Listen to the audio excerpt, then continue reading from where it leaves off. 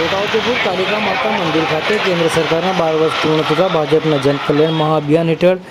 ધારાસભ્ય રાજેન્દ્રસિંહ રાઠવાની પ્રેરક ઉપસ્થિતિમાં મહાઆરતીનું આયોજન કરાયું। દેશના વડાપ્રધાન નરેન્દ્ર મોદીના વડાપ્રધાન તરીકે 12 વર્ષ પૂર્ણ થવા પર ભાજપ દ્વારા વિકાસ, વિશ્વાસ અને જનકલ્યાણના અભિયાન અન્વયે આજરોજ તારીખ 10મી જૂન બુધવારે સાંજે 7 કલાકે રાજ્યભરના દેવસ્થાનોએ મહાઆરતીનું આયોજન કરવામાં આવેલ છે, જેમાં રાજ્યના વિવિધ દેવસ્થાનોએ મુખ્યમંત્રી, ભાજપ પ્રદેશ અધ્યક્ષ, રાજ્યના મંત્રીઓની ઉપસ્થિતિમાં મહાઆરતી યોજી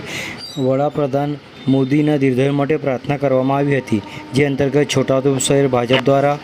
નગરની મધ્યમાં આવેલ કાલિકા માતાના મંદિર ખાતે મહાઆરતીનું આયોજન કરવામાં આવ્યું હતું, જેમાં છોટાઉદેપુર ધારાસભ્ય રાજેન્દ્રસિંહ રાઠવા, જિલ્લા પોલીસ અધિક્ષક રાજેન્દ્રસિંહ રાઠવા, જિલ્લા પોલીસ અધિક્ષક ઇમ્તિયાઝ શેખ, છોટાઉ નગરપાલિકા ચીફ ઓફિસર ભાવિક બરજો, મામલતદાર, છોટાઉ શહેર ભાજપના વિવિધ સેલના હોદ્દેદારો, કાર્યકરો, નગરજનો મોટી સંખ્યામાં ઉપસ્થિત રહી દેશના વડાપ્રધાન નરેન્દ્ર મોદીના દીર્ઘાયુ માટે પ્રાર્થના કરવામાં આવી હતી। આવો સાંભળીએ આ પ્રસંગે ધારાસભ્ય રાજેન્દ્રસિંહ રાઠવા શું કહી રહ્યા છે, સાંભળો તેઓના મુખે। આજે છોટાઉદેપુર ખાતે સમૂહ આરતી અન્ય કાર્યક્રમમાં આજે અમે અહીંયા સૌ કાર્યકર્તાઓ સાથે આવ્યા છે। મહિલા મોરચો પણ ઉપસ્થિત છે, જિલ્લાના પોલીસ વડા ઇમ્તિયાઝ શેખ સાહેબ,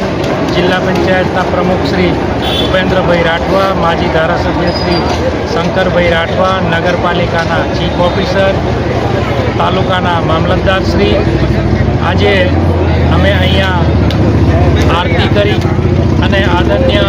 વડાપ્રધાન શ્રી નરેન્દ્ર મોદી સાહેબના સુશાસનના સૌથી વધુ લાંબો સમય વડાપ્રધાન રહેવાનો પૂર્વ વડાપ્રધાન સ્વર્ગસ્થ જવાહરલાલ નહેરુનો રેકોર્ડ તોડી અમને 4,998 દિવસનો એમનો રેકોર્ડ તોડી અને આજે એ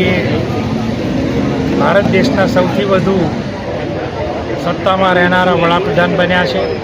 આજે અમે મહાકાળી માતાના મંદિરે તેમનું સ્વાસ્થ્ય સારું રહે, દીર્ઘાયુ બને અને આ મહાન રાષ્ટ્ર માટે ખૂબ સેવા કરે અને આવનાર સમયમાં આ રાષ્ટ્ર પ્રગતિના પંથે એમના હાથથી ખૂબ આગળ જાય તેવી આજે અમે પ્રાર્થના પણ કરી છે।